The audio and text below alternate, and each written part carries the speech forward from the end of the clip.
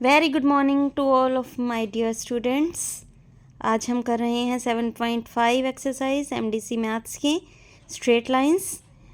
इसमें क्या है, हमने अभी तक 7.4 तक कर ली हैं, जिसमें कि हमने स्लोप फाइंड आउट की थी, ठीक है, इक्वेशन ऑफ लाइंस की थी अलग अलग कंडीशन में, अलग अलग फॉर्म्स में, फिर हमने एंगल बिटवीन लाइंस कर लिया था। आज हम जो कर रहे हैं वो देखिए ध्यान से। इसमें क्या है, इसमें हमें दो लाइंस दी हुई हैं, ये देखिए, first line is this and the second line is this, ठीक है, दो लाइंस दी हुई हैं।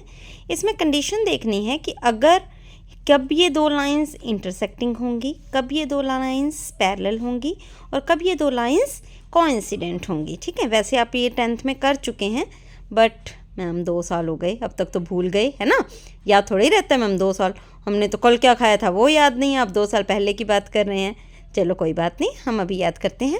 इंटरसेक्टिंग कब होती हैं दो लाइंस, अगर A1 बाय A2, देखिए A1 क्या है, पहली लाइन का x का कोफिशिएंट, B1 है पहली लाइन में y का कोफिशिएंट और C1 है कांस्टेंट टर्म, A2 दूसरी लाइन में x का कोफिशिएंट, B2 दूसरी लाइन में y का कोफिशिएंट और C2 दूसरी लाइन का कांस्टेंट, ठीक है। अगर A1 by A2 is not equal to B1 by B2 आता है तो हम कहेंगे वो दोनों लाइंस इंटरसेक्टिंग है। अगर A1 बाई A2 और B1 बाई B2 तो इक्वल आ जाते हैं, लेकिन वो C1 बाई C2 के इक्वल नहीं आता है, ठीक है, ध्यान से देखो। अगर ये दोनों तो इक्वल आ जाते हैं लेकिन C1 बाई C2 इक्वल नहीं आता है तो हम कहेंगे वो पैरेलल हैं। और अगर तीनों ही इक्वल आ जाते हैं तो हम कहेंगे वो कोइंसिडेंट है। इंटरसेक्टिंग आपको पता है, यानी कि वो दोनों लाइंस एक जगह पे कट करती हैं, ये पॉइंट ऑफ इंटरसेक्शन हो गया इनका। पैरेलल मीन्स वो दो लाइंस कभी कट नहीं करती हैं, इसी तरह से चलती जाती हैं। और कोइंसिडेंट मतलब एक लाइन के ऊपर ही दूसरी लाइन है पूरी की पूरी प्रॉपर, ठीक है, तो दैट मीन्स कोइंसिडेंट, ठीक है। ये जब हम सम करेंगे तो आपको और भी अच्छे से क्लियर हो जाएगा। उसके बाद आता है perpendicular distance from x1 y1, किसी एक पॉइंट से किसी एक लाइन की परपेंडिकुलर डिस्टेंस निकालनी। उसका फॉर्मूला क्या होता है, बहुत इजी है। देखिए, देखने में ये थ्योरेटिकल पोर्शन ना ऐसा लग रहा है, perpendicular distance from x1 y1 on a line, कुछ नहीं है। अगर आपने परपेंडिकुलर डिस्टेंस निकालनी है ना एक पॉइंट से, क्या करो, जो भी आपको गिवन लाइन है उसके अंदर ये पॉइंट पुट कर दो, मतलब x की जगह ये वाला पॉइंट पुट कर दो, y की जगह ये वाला पॉइंट पुट कर दो, इस लाइन के अंदर पुट कर दिया, उसका मोड निकाल दो। मोड मैंने आपको पहले भी बताया था कि अगर अंदर वाली वैल्यू नेगेटिव आती है तो आप उसको पॉजिटिव करके लिख देंगे, पॉजिटिव आती है तो आप कुछ चेंज नहीं करेंगे, नेगेटिव आती है तो आप उसको पॉजिटिव करके लिख देंगे, upon under the root x के कोफिशिएंट का स्क्वायर प्लस y के कोफिशिएंट का स्क्वायर, यानी a square plus b square, ठीक है। This is the theory of exercise 7.5। Ma'am इतनी सी, बस थोड़ी सी तो है। अब हम करते हैं हमारी एक्सरसाइज स्टार्ट। तो फर्स्ट सम देखिए क्या है। हाँ जी, फर्स्ट सम में आपको वही करना है जो हमने अभी अभी किया, क्या कि हमने ये बताना है कि लाइंस जो हैं वो कोइंसिडेंट होंगी, पैरेलल होंगी या इंटरसेक्टिंग होंगी। तो देखिए कैसे करना है। पहले हम हमारी फर्स्ट लाइन उठाते हैं, क्या है, x minus 2y equals to 7 है ना, 7 को उधर ले जाइए, -7 इक्वल्स टू 0, ये बन गई हमारी पहली लाइन। दूसरी लाइन में भी पहले x का कोफिशिएंट लिखो -2x, पहले x वाली टर्म, ठीक है, फिर ये +4y और 13 को उधर ले जाओ, -13 इक्वल्स टू 0। यहाँ पर एक कन्फ्यूज़न हो जाती है बच्चों को, क्या वो कहते हैं मैम -2x इधर था, हम इधर लेके आए हैं तो साइन चेंज क्यों नहीं किया, 4y इधर था, हम इधर लेके आए हैं तो साइन चेंज क्यों नहीं किया। भाई साइन चेंज तब होते हैं जब हम इक्वल के इधर उधर लेकर जाते हैं। दैट मीन्स यहाँ पर 2x किधर था, इक्वल के लेफ्ट साइड में था ना, अभी भी 2x इक्वल के लेफ्ट साइड में ही है, हमने इक्वल की साइड चेंज नहीं की, इक्वल से उधर नहीं लेके गए हम। अगर इक्वल से उधर लेके जाते ना तो साइन चेंज होता, हमने सिर्फ अरेंज किया है कि x की टर्म पहले और y की टर्म बाद में। देखो 13 को हम इक्वल से इधर लाए हैं, 13 इक्वल के राइट साइड में था, अब 13 इक्वल के लेफ्ट साइड में है, इसलिए इसका साइन चेंज होगा, ठीक है। अब देखो जी, अब पहली लाइन में से हम a1, b1 और c1 लिखेंगे। वो कैसे लिखते हैं, जो x के साथ लगा हुआ है, कुछ नहीं लगा हुआ, दैट मीन्स 1, वो a1 है। जो y के साथ लगा हुआ है वो है हमारा b1 विद साइन। ध्यान रखना, कहीं साइन छोड़ दो, कहीं सीधा 2 लिख दो, -2 है b1 की वैल्यू, ठीक है, और c1 की वैल्यू है -7। क्लियर। अब लिखते हैं a2, b2 और c2। मैंने इसका थर्ड पार्ट उठाया है, ठीक है, क्योंकि ना थर्ड पार्ट में ही थोड़ा अरेंजिंग वाला काम था, फर्स्ट और सेकंड इजी थे, फर्स्ट और सेकंड पार्ट आप खुद करेंगे, ठीक है। हाँ जी, अब A2 लिखो, दूसरी लाइन में x का कोफिशिएंट -2, y का कोफिशिएंट 4 और C2 हमारा हो गया -13। अब निकालते हैं जी हम A1/A2, निकाल लो जी। 1/-2, इसको हम लिख सकते हैं -1/2। फिर निकालो जी B1/B2, हाँ जी -2/4, 2 के टेबल पे ये कट हो रहा है 1 और 2, तो ये बना -1/2, ये दोनों तो इक्वल आ गए, वाह जी वाह। अब करते हैं C1/C2, हाँ जी क्या है -7/-13, माइनस से माइनस कैंसिल, 7/13। अब देखो कौन कौन इक्वल हैं, A1/A2 और B1/B2 तो इक्वल हैं, लेकिन C1/C2 इक्वल नहीं है ना, 1/2 थोड़ा ही है वो, ठीक है। तो हमारी कंडीशंस क्या थी, ये किस में था, बस देखो A1/A2 is equal to B1/B2 but not equal to C1/C2, वो था हमारा पैरेलल के केस में। तो अब यहाँ पर हमारा केस क्या बना, ये कौन सी लाइंस बनी, ये पैरेलल लाइंस, ओके। तो ये बना हमारा पैरेलल लाइंस। तो बढ़ते हैं हमारे सेकंड सम की तरफ। इसमें क्या है, फाइंड पॉइंट ऑफ इंटरसेक्शन। दो लाइंस दी हुई हैं हमें, फर्स्ट लाइन और सेकंड लाइन, इनका पॉइंट ऑफ इंटरसेक्शन निकालना है। बहुत इजी है, आप लोग कर चुके हैं ये भी 10th में। क्या है इसमें आपको x और y की वैल्यूज़ निकालनी होती हैं। कैसे निकालें मैम x और y की वैल्यूज़, आपने किया हुआ है क्या कि आप इसमें से किसी एक का कोफिशिएंट सेम कर दो। जैसे इसमें x का कोफिशिएंट 1 है, इसमें x का कोफिशिएंट 5 है। ये नंबर 1 इक्वेशन है, ये नंबर 2 इक्वेशन है। मैं नंबर 1 इक्वेशन को 5 से मल्टीप्लाई कर रही हूँ। मल्टीप्लाई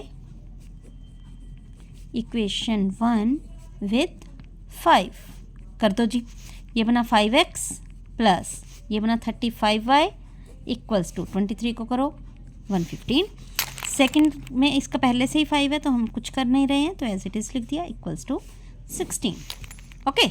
अब क्या करो, क्योंकि दोनों का साइन सेम है तो साइन चेंज कर दो। आपको आता है ये सब कुछ करना, 10th में कर चुके हो आप, बस रिवाइज की ज़रूरत है। ये कट गया 35 माइनस 2 33, 33y 115 माइनस 16 99, तो y आ गया आपका 99/33 दैट इज़ 3। तो y की वैल्यू आ गई आपकी 3। y की वैल्यू आप किसी भी इक्वेशन में पुट कर दीजिए, मैं 1 में पुट कर रही हूँ, पुट y इन 1, हाँ जी x plus 7y equals to 23। y कितना आया हमारा 3, 7 into 3 equals to 23, 7 into 3 is 21 equals to 23। 21 को आप उधर ले जाइए, माइनस हो गया उधर जाकर, तो x की वैल्यू आ गई आपकी 2, x की वैल्यू आ गई 2, y की वैल्यू आ गई 3। तो पॉइंट क्या बना हमारा, पॉइंट बना पहले x होता है कोमा फिर y होता है, तो पॉइंट ऑफ इंटरसेक्शन क्या बना हमारा 2,3। थर्ड सम बिल्कुल सेम है, उसमें भी हमें पॉइंट ऑफ इंटरसेक्शन निकालना है। आई थिंक आप निकाल सकते हैं बहुत इजीली। तो हम बढ़ते हैं फोर्थ सम की तरफ। तो फोर्थ सम देखिए क्या है, find equation of line parallel to y axis and drawn through the point of intersection of these two lines. अब इन दोनों लाइंस का पॉइंट ऑफ इंटरसेक्शन आप खुद निकालेंगे, जैसे कि हमने अभी पिछले सम में किया था, वो आपका काम है।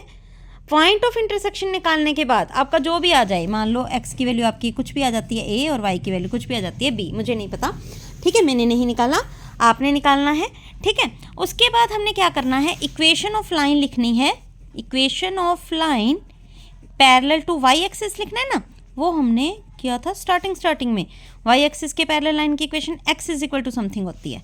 अब x इज इक्वल टू ये समथिंग, जो आपकी x की वैल्यू आई होगी ना, दिस वन, जो भी आई होगी आप यहाँ पर वो रख देंगे और वो हमारा आंसर हो जाएगा। पॉइंट ऑफ इंटरसेक्शन आपने निकालना है, वहाँ से जो x की वैल्यू आएगी उसको x इज इक्वल टू वो लिख देना है, that is equation of line parallel to y axis, okay. तो बढ़ते हैं हम नेक्स्ट सम की तरफ। हाँ जी, अब इस एक्सरसाइज का थोड़ा सा समझने वाला सम और बहुत इम्पोर्टेंट सम, जो कि आपके 7 मार्क्स में आ सकता है, तो ध्यान से समझिए इस सम को, बहुत इंपॉर्टेंट सम है। Find coordinates of foot of perpendicular from this point on line this. देखो हमने जो किया था ना, हमारे जो हमने फॉर्मूला किया था वो डिस्टेंस किया था, किसी पॉइंट से किसी लाइन की परपेंडिकुलर डिस्टेंस की थी। लेकिन अब तो क्या है, इसका तो हमने कोई फॉर्मूला ही नहीं किया कि find coordinates of foot of perpendicular. अब इस चीज़ को ध्यान से समझिए, मान लीजिए ये जो आपको गिवन लाइन है वो ये है, मान लिया, हमें नहीं पता, हमने ड्रॉ नहीं किया एक्चुअली, मैंने तो वैसे ही एक बार आपको समझाने के लिए लिख दिया कि ये लाइन हमारी 2x minus 3y plus 3y minus 32 equals to 0 ये लाइन है। ये हो गई इसके ऊपर परपेंडिकुलर लाइन, ठीक है। अब इस परपेंडिकुलर का हमें ये फुट निकालना है। फुट क्या है, यही निकालना है। और कहाँ से परपेंडिकुलर डाला, यहाँ से 3,13 से, फ्रॉम द पॉइंट 313 था ना, यहाँ से हमने परपेंडिकुलर डाला, तो हमें ये पॉइंट निकालना है। अब देखो ये पॉइंट जो है वो इस लाइन और इस लाइन का पॉइंट ऑफ इंटरसेक्शन है।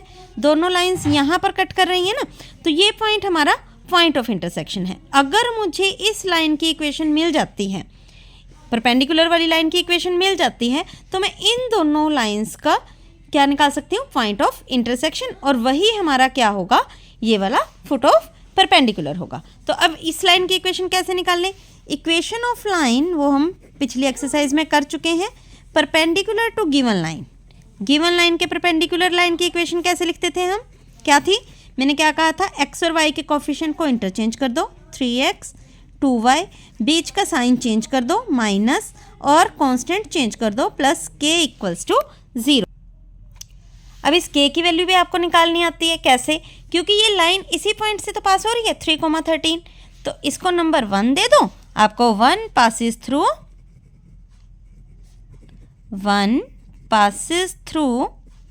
कौन सा 3,13, इसमें पुट करो, 3x की वैल्यू 3 माइनस 2 y की value 13 plus k equals to 0। इसको सोल्व करना आप, k की वैल्यू आ गई 9 माइनस 26 17, ठीक है।